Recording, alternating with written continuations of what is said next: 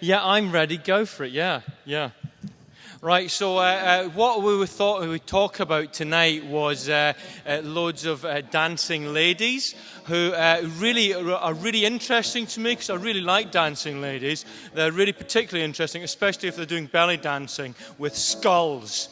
Skulls and belly dancing are usually a brilliant combination, especially with jelly.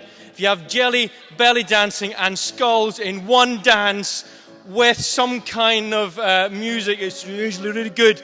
Generally, don't take your kids with you because actually kids and belly dancing and skulls and jelly usually ends up with them eating jelly which tastes of skulls, which is usually not very good.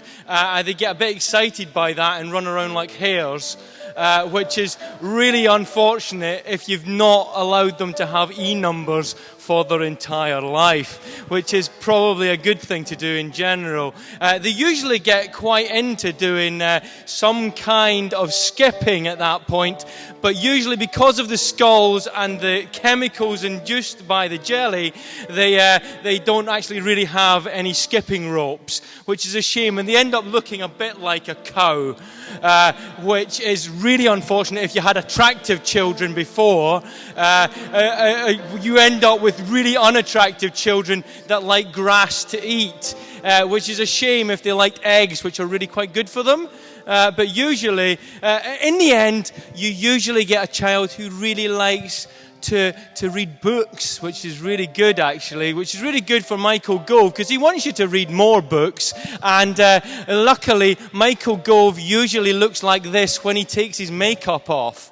This is what he really looks like under it all, because his mother actually looks like a really scary clown, which is really interesting. This is his dad. This is Michael Gove's dad, which is why he looks kind of like he does, which is really unfortunate for him and the rest of my countrymen, which is a shame, which is why most Scottish people don't like to be photographed. Generally, we don't like to be, especially if we're in kilts. Obviously, because that's against our religion. Which is brilliant. Thanks very much.